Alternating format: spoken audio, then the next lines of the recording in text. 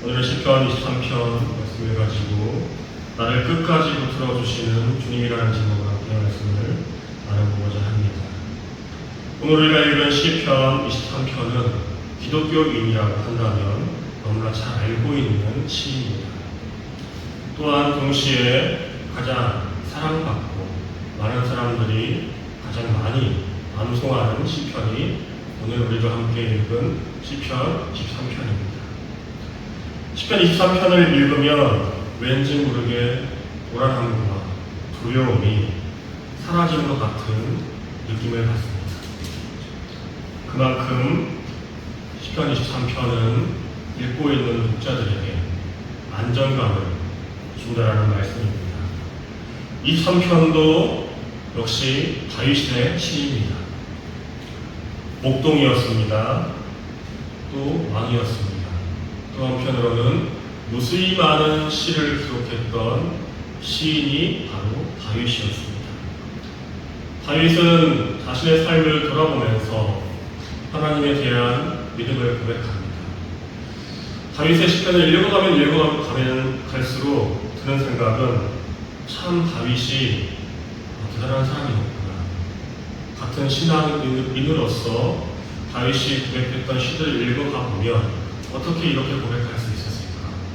그런 생각이 듭니다. 주님은 나의 목자시니 내게 부족함이 없어라.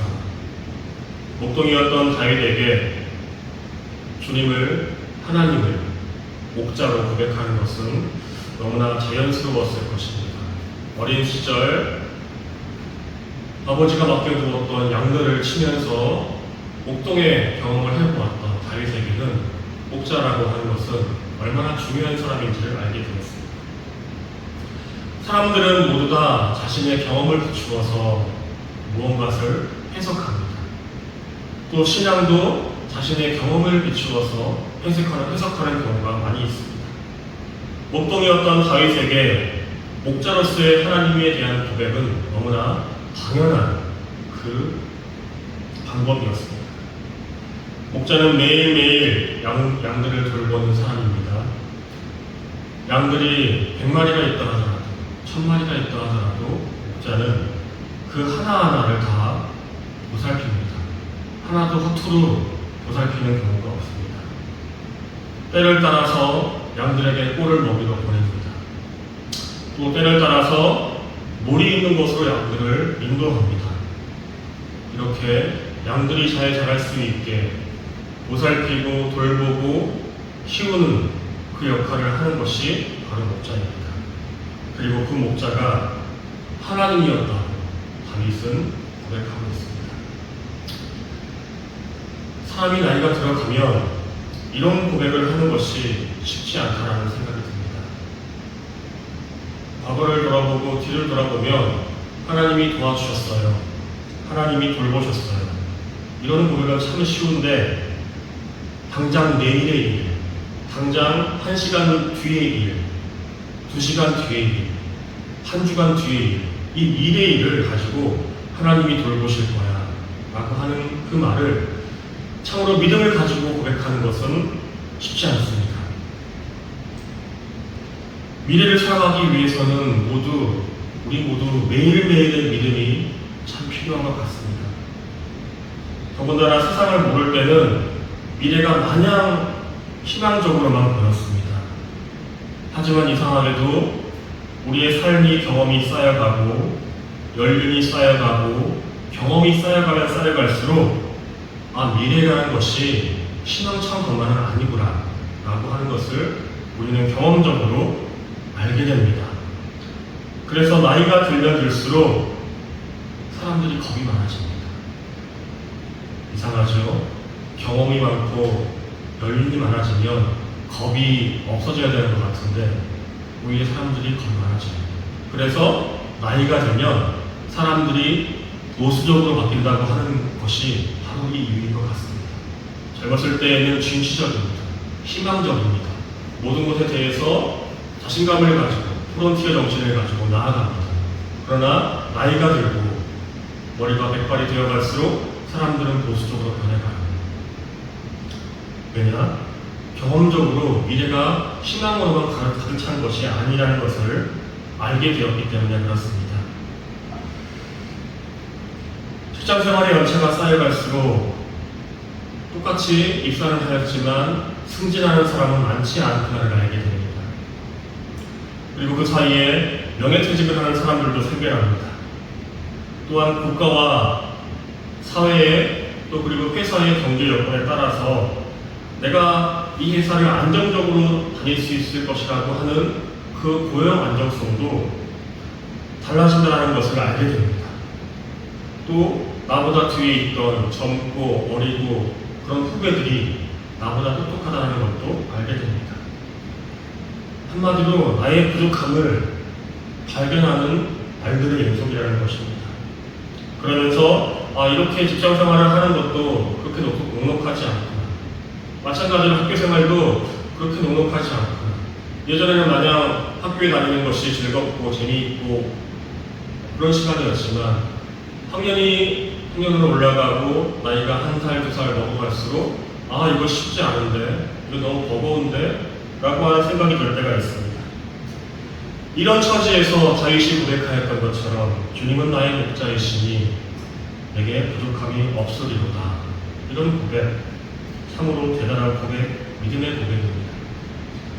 부족한데도 부족하지 않다고 고백합니다. 내 경험과 지식은 부족한 것 천지인데 부족하지 않다고 다윗은 고백하고 있어요. 생각해 보세요. 하나님이 내 과거의 모든 것들을 돌보시고 챙겨주셨지만 그때 그 시간 나는 무슨 생각을 하고 있었습니까? 많은 것이 부족합니다. 많은 것이 없습니다. 이런 생각을 하고 있었던 것이 바로 나인데 다윗은 미래를 바라보며 하나님을 바라보며 하나님이 나의 목자이시니까 주님이 나의 목자이시니까 내가 부족하지 않습니다. 이렇게 고백하는 것입니다. 자기를 부정하고 있습니다. 너무나 부족하고 두렵고 무서운 가운데에서도 이 고백을 합니다. 그것은 자기 자신의 자아의 죽음을 고백하고 있는 것입니다. 어떤 사람들에게는 당장 내일 결제해야 할 카드 대금이 부족합니다. 요즘 경기가 많이 어렵다고 합니다. 뉴스를 보아도 많은 사람들을 만나보아도 경기가 어렵다고 합니다. 많은 건설 회사들이 문을 닫고 있다고 하는 뉴스를 듣고 있습니다. 그래서 임금이 체불되고 있다고 하는 것도 듣습니다. 그로 인해서 근로자들은 직장인들은 생활난에 직면해 있고 많은 생활고에 어려움을 당하고 있다고 하는 뉴스를 접합니다. 당장 내일이 어찌 될지 모르는 그러한 불안함이, 그러한 내일에 대한 불확실성이 우리 사회를 뒤덮고 있습니다. 또 이런 말도 있습니다. 이대남이라고 하는 말도 있습니다. 20대 남자를 지칭하는 말이라고 합니다. 그리고 이 이대남이라고 하는 말은 극우를 상징하는 언어라고 합니다. 20대 남자들의 전체를 의미하는 것은 아니겠지만 이러한 프레임이 생겼습니다. 왜 이런 프레임이 생겼을까요? 이 사람들은 이렇게 생각합니다. 이 세상은 우리 20대 남자들에게 너무나 불공정한 세상이에요. 우리는 왠지 모르게 다른 사람들보다 나랑 다른 성보다 무언가 차별을 당하고 있는 것 같아. 또 이런 사회를 만든 정치인들이 너무나 싫어. 이런 불신이 그들에게 자리 잡고 있습니다. 왜 그럴까요? 미래가 불안하기 때문에 그렇습니다. 삶에 대한 두려움이 생겼기 때문에 그렇습니다. 그런데 따지고 보면 이 삶에 대한 무서움과 두려움은 이대남들에게만 있는 것이 아닙니다. 사람은 모두나 불안함과 두려움을 안고 있습니다. 왜? 미래를 알 수 없기 때문에 그렇습니다. 희망을 품는다고 해서 모든 것이 다 희망하는 대로 되어지지 않는다는 것을 우리는 압니다. 그저 하루하루 한날 한날을 견디며 인내하며 버티며 기도하며 살아가다 보니 그렇게 사라지는 것이라는 것을 사람들은 알고 있어요. 이 세상에 불안하고 두렵지 않은 사람들은 한 사람도 없습니다. 모든 사람은 불안하고 두려움을 안고 살아갑니다. 그런 존재입니다. 그래서 내일이 무섭습니다. 사도 바울은 이렇게 고백합니다. 나는 날마다 죽습니다. 매일매일 죽음을 경험한다고 이야기합니다. 실제로는 죽지는 않았지만 매일매일 죽음과 같은 그 위협 속에서 살아가고 있다고 고백했어요. 그러나 이것이 더 두렵고 무섭다는 것을 우리는 알고 있습니다. 죽는 것보다 오늘 경험했던 이 죽을 것 같은 상황을 내일 또 경험할 수 있다고 하는 그 막연한 생각이 나를 더 무섭게 합니다. 생각해 보십시오. 오늘 친구에게 학교에서 학교폭력을 당했어요. 따돌림을 당했어요. 그런데 내일은 아직 오지 않았지만 내일 또 그런 일을 당한다고 생각해 보세요. 얼마나 두렵겠습니까? 그러면 사도 바울은 나는 매일매일 죽습니다라고 하는 이 고백을 했는데 어떻게 하루하루를 살아갈 수 있었을까요? 어떻게 그 하루하루를 이겨내며 그 삶을 감당했을까요? 그에게 주어졌던 이방인들에 대한 복음전도 사역을 감당했을까요? 그것은 내가 하루하루 매일매일 죽었지만 이 불안과 두려움에 내가 내 마음도 죽어버리고 의지도 죽어버렸지만 다음날 들어보니 자신이 살아있다라고 하는 것을 발견했습니다. 자신이 다시 복음을 증거하고 있는 자신의 모습을 발견했습니다. 무슨 말이냐면 예수 그리스도의 그 부활의 능력이 자신에게 나타났다는 것을 경험했어요. 죽을 것 같은 상황이었지만 사람들의 돌팔매질과 모욕과 채찍과 발길질에서 죽을 것 같은 상황을 몇 번이나 넘었지만 예수 그리스도의 그 부활의 능력이 그 안에 있어서 그의 고통도 상처도 회복시켜주는 것을 경험했다고 하는 것입니다. 그래서 사도 바울이 나는 날마다 죽습니다라고 하는 이 고백은 나는 날마다 부활합니다 라고 하는 고백이었습니다. 죽을 것 같은 상황을 매일 경험했지만 죽었다고 생각했고 그것을 죽음에 내 몸을 내어 맡겼지만 다시 살아나는 생명을 경험한 것입니다. 지난 주일 3일 동안 불지옥과 같은 곳에서 일을 했습니다. 섭씨 48도가 넘는 곳에서 48도라고 하는 것은 사우나에만 있는 온도인 줄 알았습니다. 그곳에서 일을 하는데 이런 생각이 들었습니다. 불지옥이라는 것이 이런 것이군요. 사람이 이곳에서 일을 할 수 있나? 처음에는 의지가 생기지 않았습니다. 그러나 그곳에서 일을 해야만 했고 역할을 감당해야만 했고 다른 사람들에게 피해를 줄 수 없었기 때문에 그것을 감당해야 한다고 생각했고 기도했습니다. 그러나 어떻게 지났더니 그 3일이 지났습니다. 물론 이틀간의 삶 속에서 그것을 견디는 것으로 말미암아 몸에 많은 피로가 왔습니다. 그러나 하나님을 의지하는 마음으로 믿었더니 그 믿음을 가지고 살아갔더니 삶의 의지를 가졌더니 그 시간을 견디고 이겨냈던 그 과정이 있었습니다. 물론 힘들고 어려운 상황 속에서 동료들이 서로 배려하고 서로의 힘듦을 격려하면서 그 시간을 보냈습니다. 요즘 열대야가 얼마나 덥습니까? 매일 밤마다 정말 죽을 것 같습니다. 그런데 새벽이 되고 어스름이 젖어들면 이상하게도 기온이 내려가고 버틸만 합니다. 죽을 것 같은 괴로움도 시간이 지나니까 견딜 수 있는 것을 발견합니다. 사라지고 있는 능력을 발견합니다. 기독교 신앙도 이런 역설이 아닐까 생각합니다. 기도할 수 있는데 왜 걱정하십니까? 라고 하는 기독교 명언이 있습니다. 복음성과 가사가 있습니다. 이 고백처럼 삶을 살아가면서 믿음이 없이는, 기도가 없이는 한순간도 견디기 어려운 우리의 모습을 발견합니다. 이런 상황 가운데에서, 그 위협 상황 가운데에서 다윗이 고백합니다. 주님은 나의 목자시니 내게 부족함이 없으리로다. 나를 푸른 풀밭에 누이시고 쉴만한 물가로 인도하신다.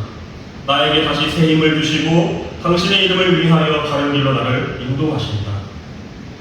하루를 마치면 정말 죽을 것 같이 힘들어서 잠깐 스마트폰의 동영상을 보다가 보려고 누웠는데 어느 순간 잠들어 버리는 내 자신을 발견합니다. 그리고 그럼에도 불구하고 다음날 다시 깨어나서 우리의 삶의 현장으로 나아가고 있는 내 자신을 발견합니다. 새 힘을 주신 것입니다. 하루를 마치는 거 너무나 힘들었는데 나도 모르게 잠이 들어서 다음날 아침이 되었는데 새 힘을 주셔서 다시 내가 나에게 주어진 삶의 현장으로 가고 있는 날, 마음이 내키지는 않지만 그곳으로 발걸음을 내디딜 수 있는 새 힘을 하나님이 주셨습니다. 이것이 바로 부활을 경험하는 것입니다. 설명하기 어렵습니다. 그러나 내 안에서 그 패배감과 두려움과 무서움을 극복한 그 부활의 능력이 매일매일 나를 살려내고 있습니다. 발에 힘이 들어가고 거기에 걸어가고 있는 나, 하나님이 인도하시고 있다는 증거입니다. 주님이 인도해 주고 계시다는 증거입니다. 당신의 이름을 위하여 바른 길로 나를 인도하십니다. 하나님의 의를 위하여서 바른 길로 우리의 발걸음을 인도해 주고 계시다는 것입니다. 내가 비록 죽음의 그늘 골짜기로 다닐지라도 주님께서 나와 함께 계시고 주님의 막대기와 지팡이로 나를 보살펴 주시니 내게는 두려움이 없습니다. 주님께서는 내 원수들이 보는 앞에서 내게 잔치상을 차려주시고 내 머리에 기름을 부으시어 나를 귀한 손님으로 맞아주시니 내 잔이 넘칩니다. 다시 말하지만 지난 과거를 돌아보면서 이런 고백을 하기는 쉽습니다. 그러나 미래에도 이런 믿음을 갖고 살아가는 건 결코 쉽지 않습니다. 왜냐 두렵고 내가 생각하기에는 내일을 살아내기 위해서는 내 잔이 너무나 부족해 보이기 때문에 그렇습니다. 그래서 속으로는 내일을 생각하면 정말 미치겠습니다. 속된 말이 이렇게 생각합니다. 정말 집에 가고 싶습니다. 도망가고 싶습니다. 정말 이것을 내가 감당해야 합니까? 정말 울고 싶습니다. 실제로 남몰래 울고 있을 수도 있습니다. 그냥 주저앉아 버렸으면 하는 생각이 너무나 많이 듭니다. 또 한편으로는 나는 성경 속에 있는 그 용사들처럼 그렇게 믿음이 좋은 것 같지도 않은데 라고 하며 그런 생각에 사로잡힐 때도 있습니다. 그렇지만 그러하면서도 한없이 신음하며 그러함에도 내일을 어떻게든 살아내야 하겠기에 나의 가족들과 나의 동료들과 나의 친구들과 나의 믿음의 형제들에게 피해를 주면 안 되겠기에 신음하며 기도하지 못하고 이럴 수도 있습니다. 주님, 하나님, 너무 힘이 듭니다. 이렇게 기도하는 우리의 모습도 있습니다.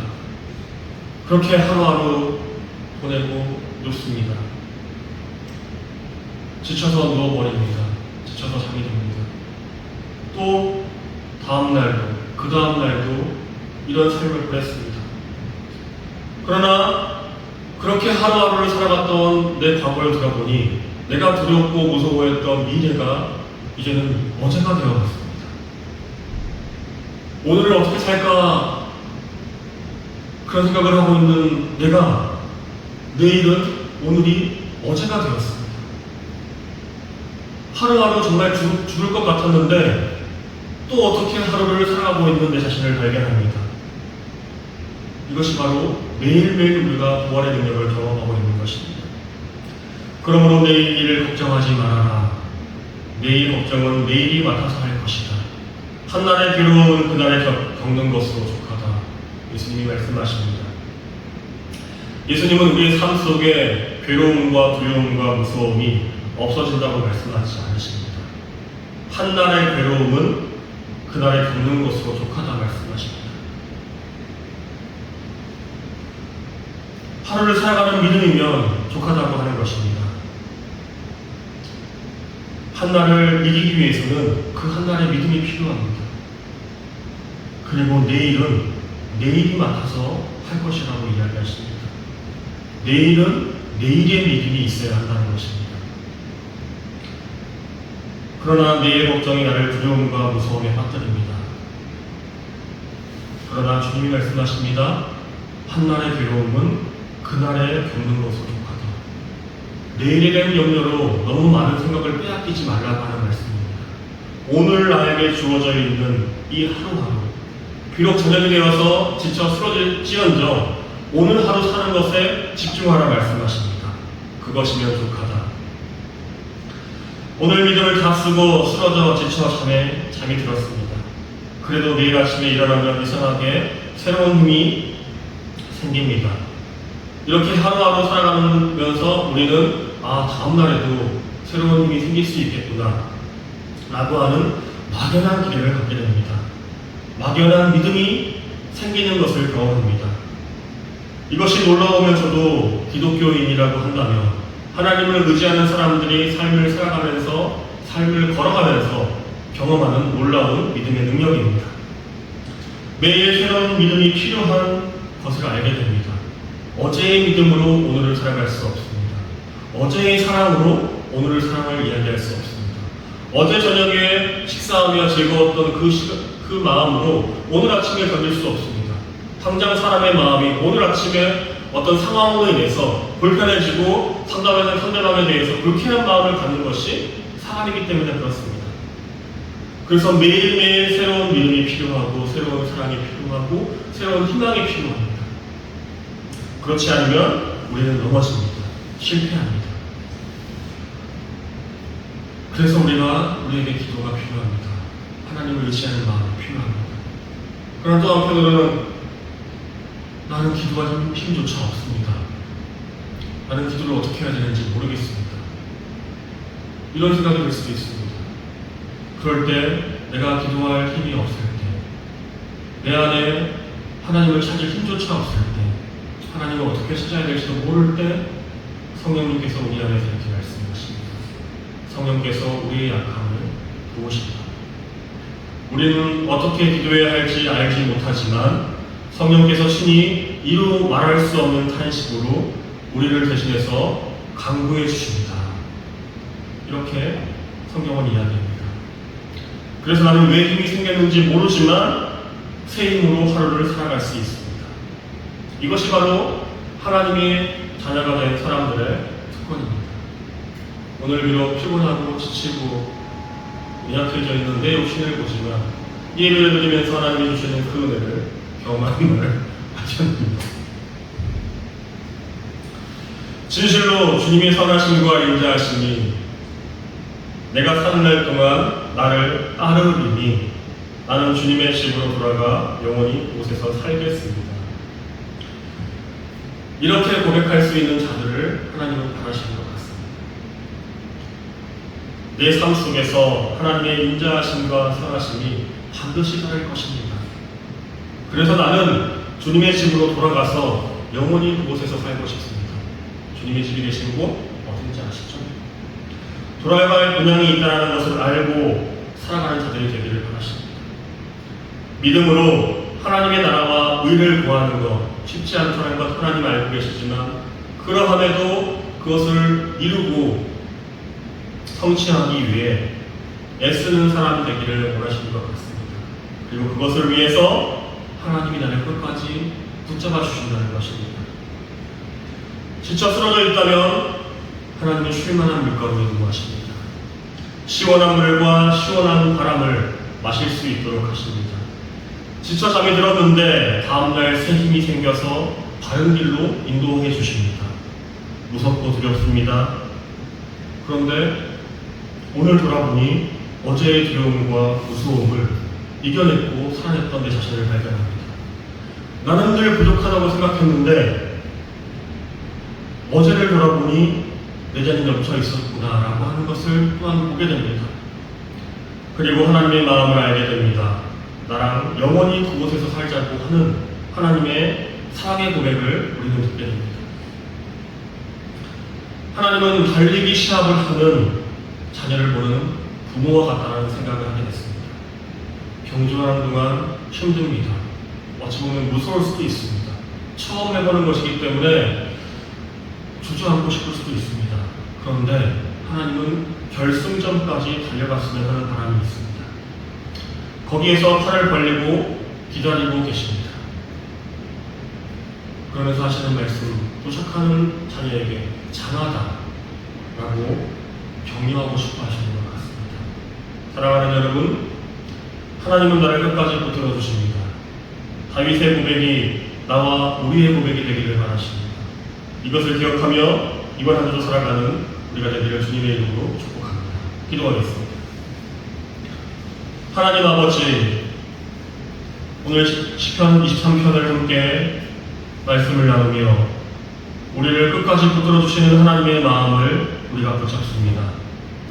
우리의 삶 속에 예측할 수 없는 많은 일들이 일어나고 마냥 나타날 수 없는 우리의 삶이지만 그럼에도 불구하고 하나님은 우리를 붙들어 주시고 인도해 주시고 돌보시는 그것을 알게 되었습니다. 또한 우리가 하나님의 나라와 의를 구하며 살아갈 때에 끝까지 그것을 완주하고 결승점에 도착하기를 바라시는 마음도 붙잡습니다. 하나님, 우리가 주님의 주시는 그 본향에 돌아가서 하나님과 함께 기뻐할 수 있는 우리가 될 수 있게 인도하여 주시옵소서. 우리에게 새 힘을 주시고 새로운 능력을 주시는 예수님의 이름으로 기도드립니다.